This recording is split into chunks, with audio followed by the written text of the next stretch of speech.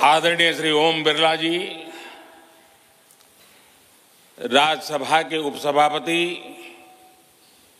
श्री हरिवंश जी, माननीय सांसदगण, सभी वरिष्ठ जनप्रतिनिधि, विशिष्ट अतिथि, अन्य सभी महानुभाव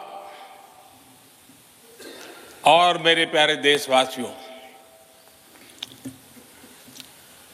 हर देश की विकास यात्रा में कुछ पल ऐसे आते हैं जो हमेशा के लिए अमर हो जाते हैं।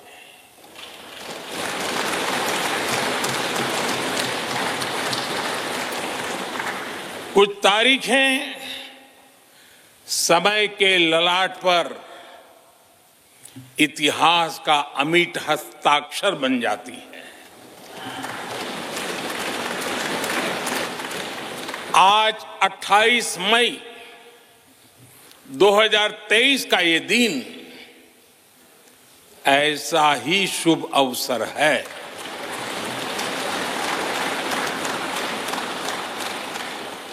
देश आजादी के 75 वर्ष होने पर अमृत महोत्सव मना रहा है। इस अमृत महोत्सव में भारत के लोगों ने अपने लोकतंत्र को संसद के इस नए भवन का उपहार दिया है।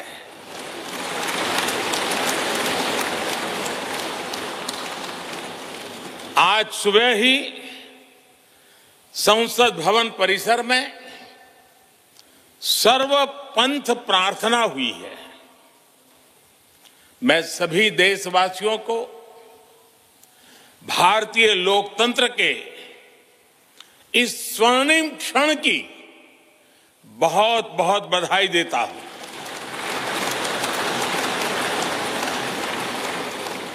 साथियों, ये सिर्फ एक भवन नहीं है,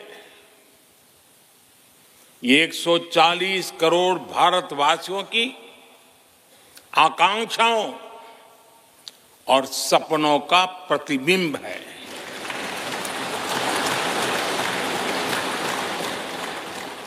ये विश्व को भारत के दृढ़ संकल्प का संदेश देता हमारे लोकतंत्र का मंदिर है।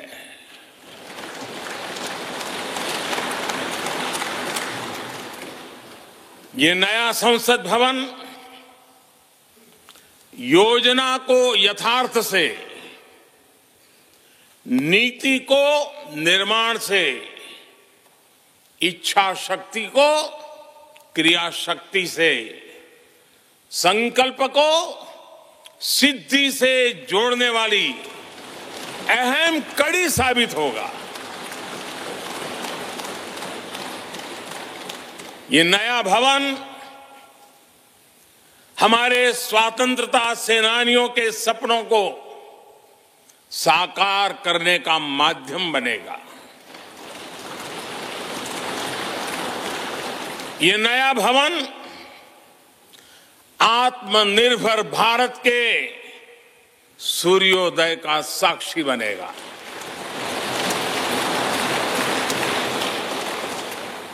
ये नया भवन विकसित भारत के संकल्पों की सिद्धि होते हुए देखेगा। ये नया भवन नूतन और पुरातन के सह अस्तित्व का भी आदर्श है। साथियों, नए रास्तों पर चलकर ही नए प्रतिमान गढ़े जाते हैं।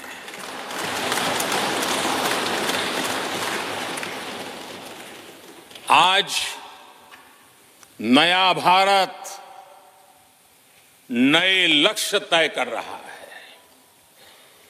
नए रास्ते गढ़ रहा है।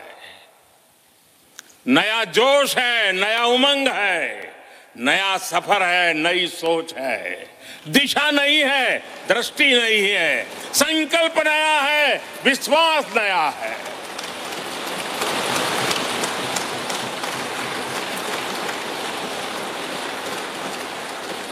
और आज फिर एक बार पूरा विश्व भारत को, भारत के संकल्प की दृढ़ता को, भारतवासियों की प्रखरता को, भारतीय जनशक्ति की जिजीविषा को आदर और उम्मीद के भाव से देख रहा है।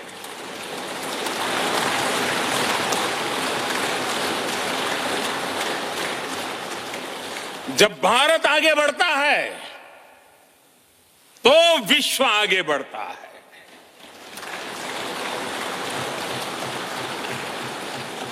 संसद का ये नया भवन भारत के विकास से विश्व के विकास का भी आह्वान करेगा।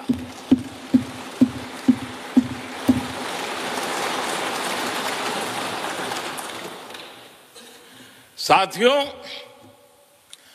आज इस ऐतिहासिक अवसर पर कुछ देर पहले संसद की इस नई इमारत में पवित्र सेंगोल की भी स्थापना हुई है।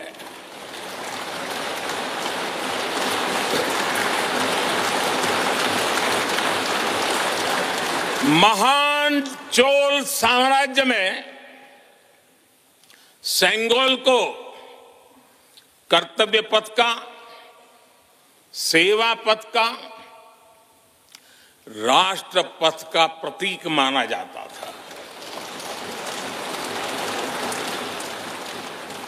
राजा जी और आदीनम के संतों के मार्गदर्शन में यही सेंगोल सत्ता के हस्तांतरण का प्रतीक बना था।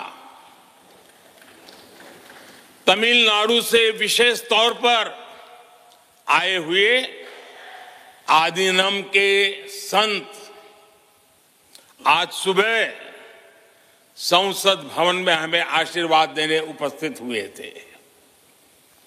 मैं उन्हें पुनः श्रद्धापूर्वक नमन करता हूं।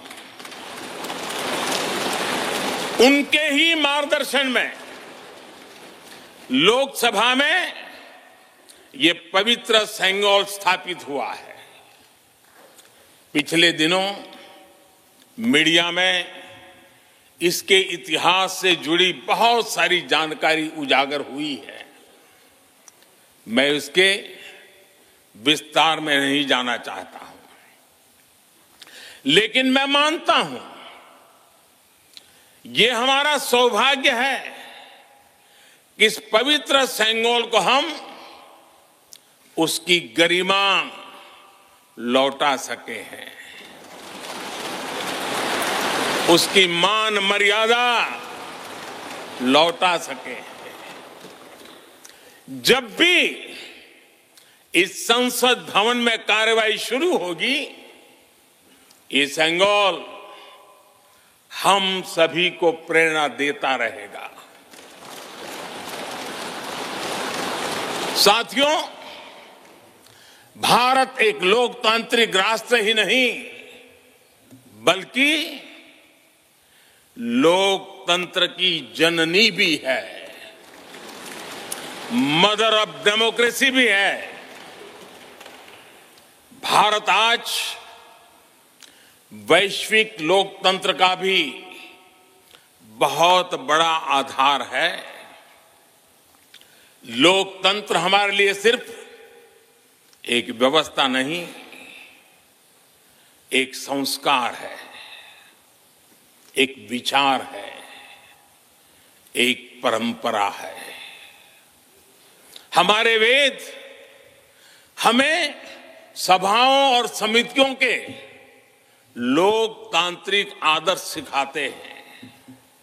महाभारत जैसे ग्रंथों में गणों और गणतंत्रों की व्यवस्था का उल्लेख मिलता है। हमने वैशाली जैसे गणतंत्रों को जीकर दिखाया है। हमने भगवान बसवेश्वर के अनुभव मंटपा को अपना गौरव माना है। तमिलनाडु में मिला 900 ईस्वी का शिलालेख आज भी हर किसी को हैरान कर देता है। हमारा लोकतंत्र ही हमारी प्रेरणा है। हमारा संविधान ही हमारा संकल्प है। इस प्रेरणा, इस संकल्प की सबसे श्रेष्ठ प्रतिनिधि अगर कोई है तो ये हमारी संसद है। और ये संसद देश की जिस समृद्ध संस्कृति का प्रतिनिधित्व करती है उसका उद्घोष करती है। शेते निपद्यमानस्य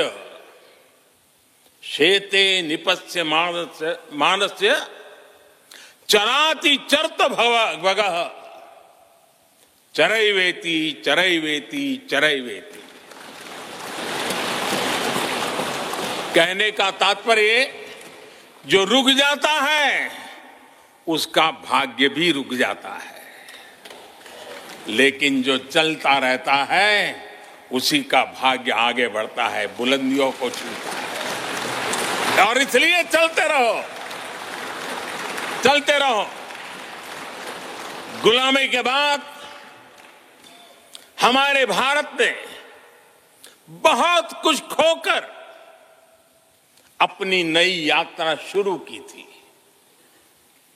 वो यात्रा कितने ही उतार चढ़ावों से होते हुए, कितनी ही चुनौतियों को पार करते हुए आजादी के अमृत काल में प्रवेश कर चुकी है।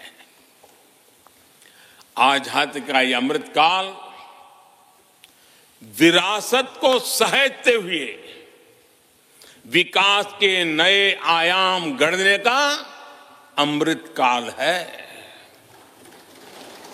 आजादी का ये अमृत काल देश को नई दिशा देने का अमृत काल है। आजादी का ये अमृत काल अनंत सपनों को, असंख्य आकांक्षाओं को पूरा करने का अमृत काल है। इस अमृत काल का आह्वान है, इस अमृत काल का आह्वान है मुक्त मातृभूमि को, मुक्त मातृभूमि को नवीन प्राण चाहिए। नवीन पर्व के लिए नवीन प्राण चाहिए। मुक्त गीत हो रहा, मुक्त गीत हो रहा, नवीन राग चाहिए। नवीन पर्व के लिए नवीन प्राण चाहिए।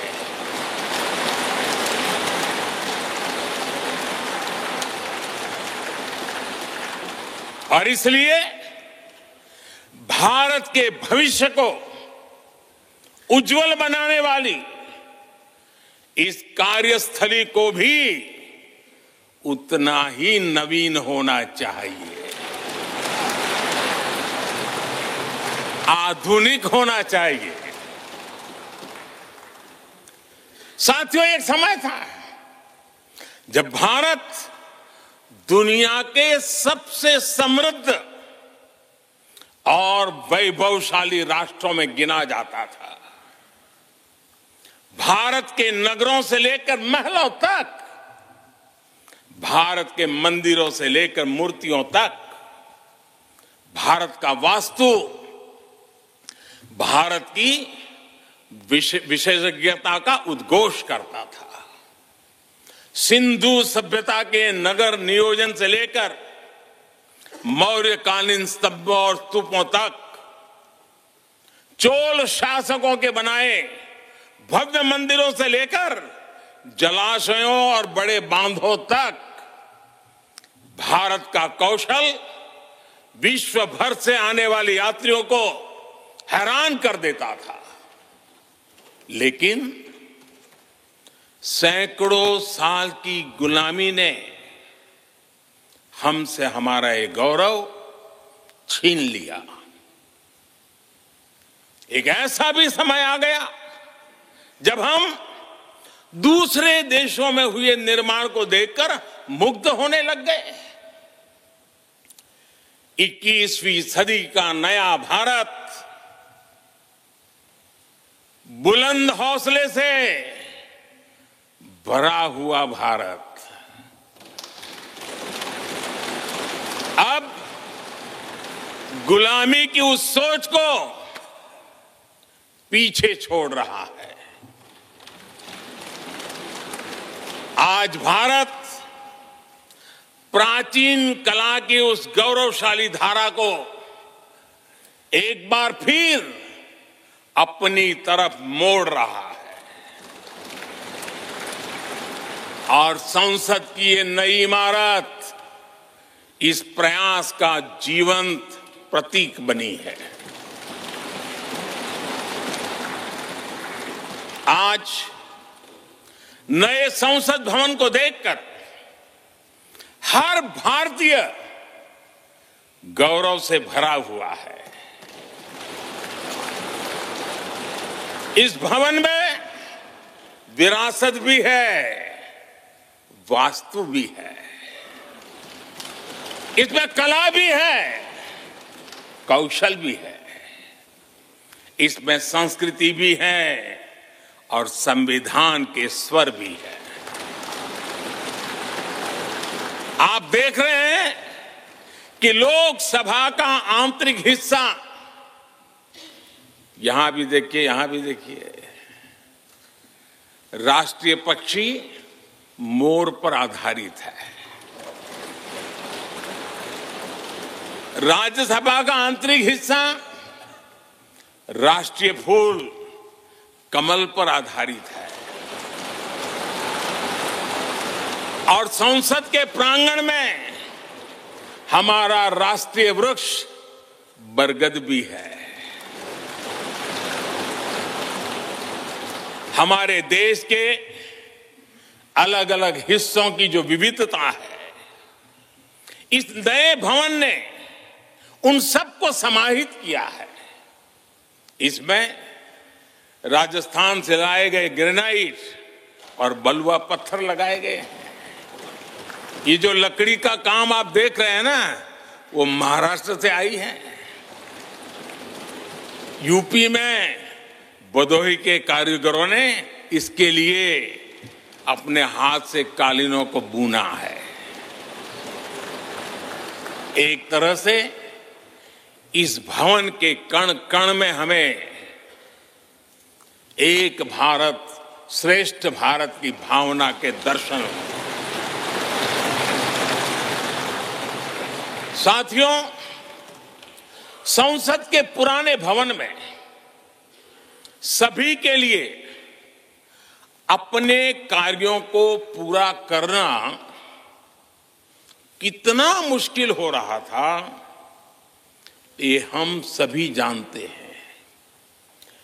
टेक्नोलॉजी से जुड़ी समस्याएं थी, बैठने की जगह से जुड़ी चुनौती थी। इसलिए ही बीते 1.5-2 दशकों से ये चर्चा लगातार हो रही थी कि देश को एक नए संसद भवन की आवश्यकता है। और हमें ये भी देखना होगा कि आने वाले समय में सीटों की संख्या बढ़ेगी, सांसदों की संख्या बढ़ेगी, वो लोग कहां बैठते? और इसलिए ये समय की मांग थी कि संसद की नई इमारत का निर्माण किया जाए। और मुझे खुशी है कि भव्य इमारत आधुनिक सुविधाओं से पूरी तरह लैस है। आप देख रहे हैं कि इस समय भी इस हॉल में सूरज का प्रकाश सीधे आ रहा है, बिजली कम से कम खर्च हो, हर तरफ लेटेस्ट टेक्नोलॉजी वाले गैजेट्स हो, इन सभी का इसमें पूरा ध्यान रखा गया है। साथियों, आज सुबह ही मैं इस संसद भवन को बनाने वाले श्रमिकों के एक समूह से मिला हूं।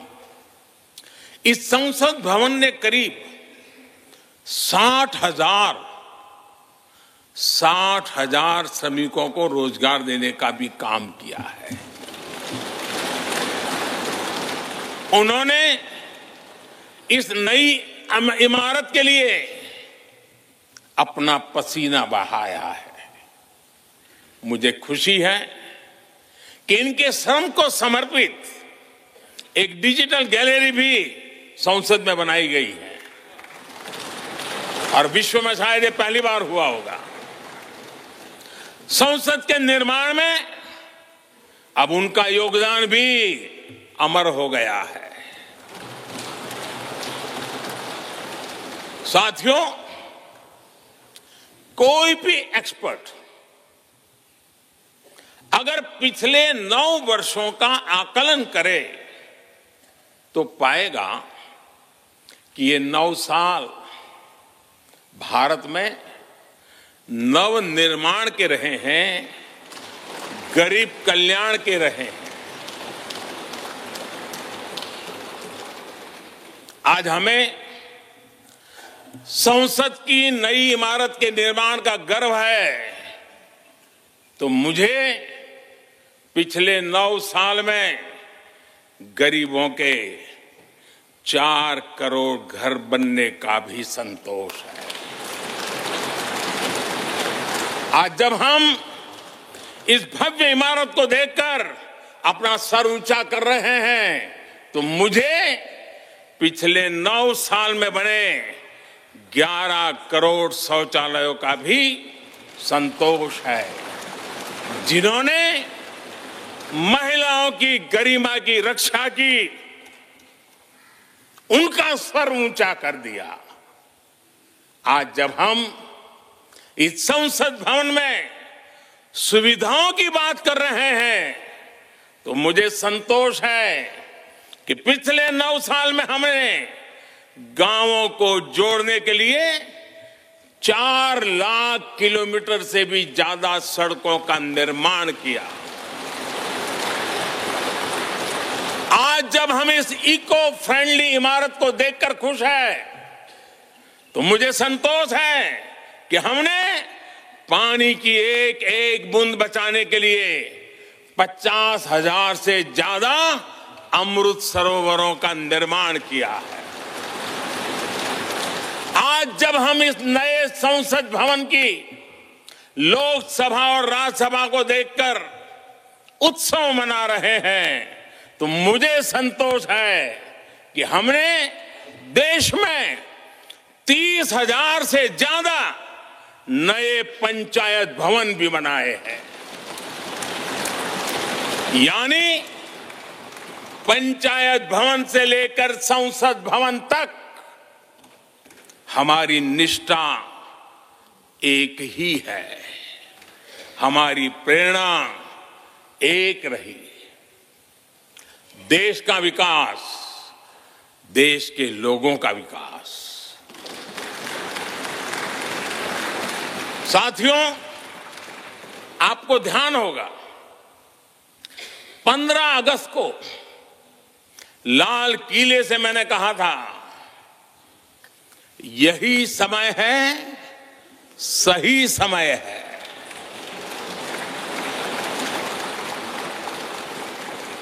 हर देश के इतिहास में ऐसा समय आता है जब देश की चेतना नए सिरे से जागृत होती है। भारत में आजादी के 25 साल पहले, 47 के पहले 25 साल याद कीजिए, आजादी के 25 साल पहले ऐसा ही समय आया था। गांधी जी के असहयोग आंदोलन ने पूरे देश को एक विश्वास से भर दिया था। गांधी जी ने स्वराज के संकल्प से हर भारतवासी को जोड़ दिया था। ये वो दौर था जब हर भारतीय आजादी के लिए जी जान से जुट गया था। इसका नतीजा हमने 1947 में भारत की आजादी के तौर पर देखा। आजादी का ये अमृत काल भी भारत के इतिहास का ऐसा ही पड़ाव है। आज से 25 साल बाद भारत अपनी आजादी के 100 वर्ष पूरे करेगा। हमारे पास भी 25 वर्ष का अमृत कालखंड है। इन 25 वर्षों में हमें मिलकर भारत को विकसित राष्ट्र बनाना है।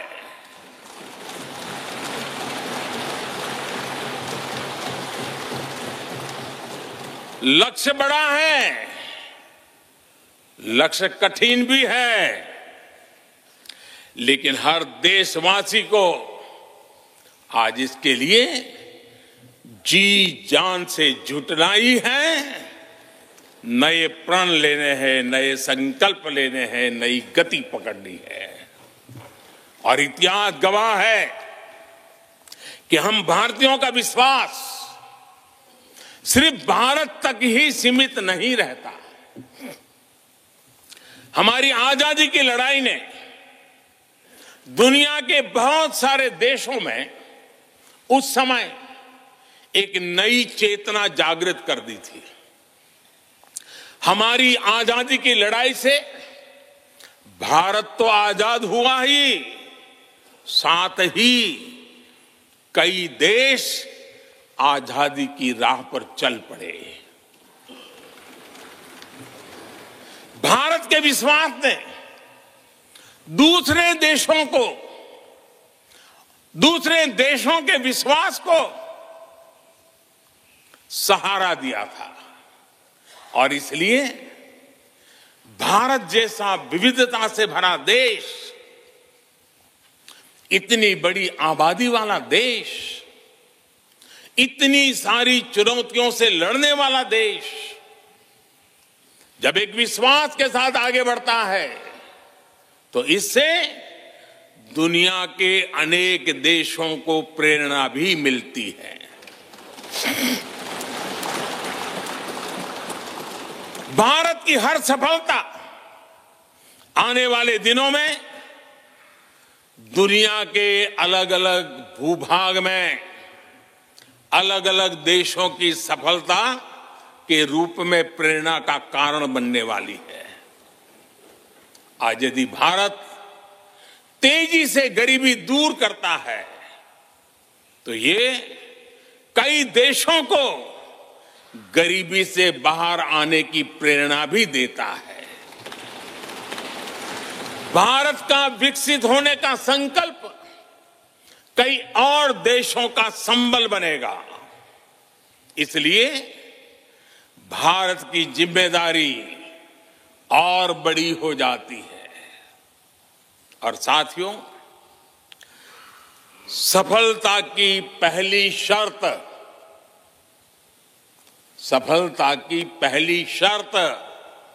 सफल होने का विश्वास ही होती है। ये नया संसद भवन इस विश्वास को नई बुलंदी देने वाला है। ये विकसित भारत के निर्माण में हम सभी के लिए नई प्रेरणा बनेगा। ये संसद भवन हर भारतीय के कर्तव्य भाव को जागृत करेगा। मुझे विश्वास है इस संसद में जो जनप्रतिनिधि बैठेंगे वे नई प्रेरणा के साथ लोकतंत्र को नई दिशा देने का प्रयास करेंगे।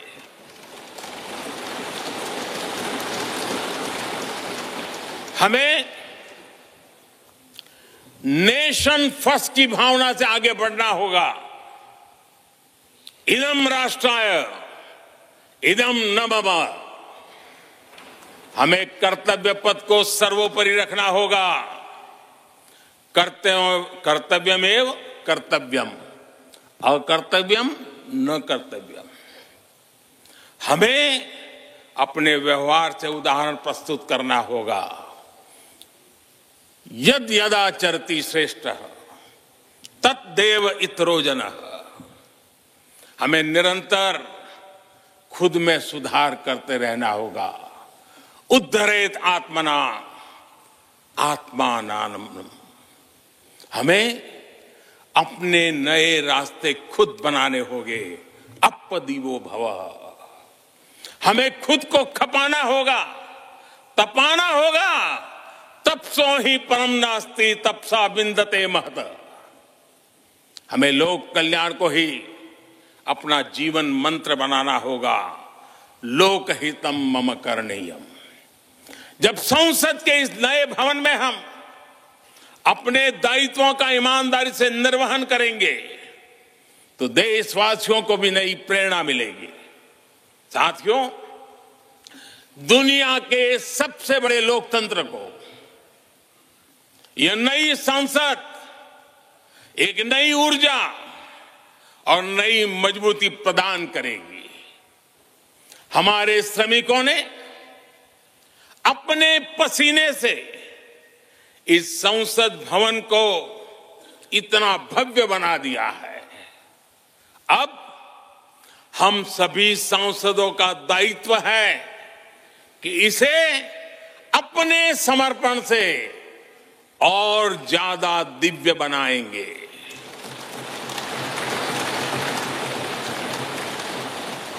एक राष्ट्र के रूप में हम सभी 140 करोड़ भारतीयों का संकल्प ही इस नई संसद की प्राण प्रतिष्ठा है।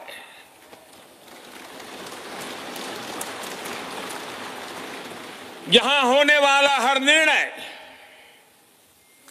आने वाली सदियों को सजाने संवारने वाला है। यहां होने वाला हर निर्णय आने वाली पीढ़ियों को सशक्त करने वाला होगा। यहां होने वाला हर निर्णय भारत के उज्ज्वल भविष्य का आधार बनेगा।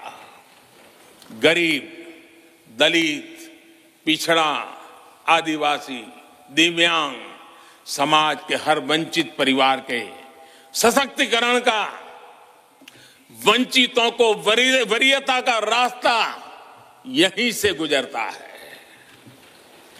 इस नए संसद भवन की हर ईंट, हर दीवार, इसका कण कण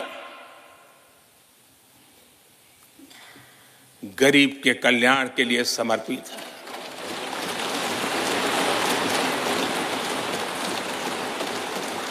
अगले 25 वर्षों में संसद के इस नए भवन में बनने वाले नए कानून भारत को विकसित भारत बनाएंगे। इस संसद में बनने वाले कानून भारत को गरीबी से बाहर निकालने में मदद करेंगे। इस संसद में बनने वाले कानून देश के युवाओं के लिए, महिलाओं के लिए नए अवसरों का निर्माण करेंगे। मुझे विश्वास है संसद का यह नया भवन नए भारत के सृजन का आधार बनेगा। एक समृद्ध, सशक्त और विकसित भारत नीति, न्याय, सत्य, मर्यादा और कर्तव्य पथ पर और सशक्त होकर चलने वाला भारत। मैं समस्त भारतवासियों को नए संसद भवन की फिर से बहुत बहुत बधाई देता हूं। धन्यवाद।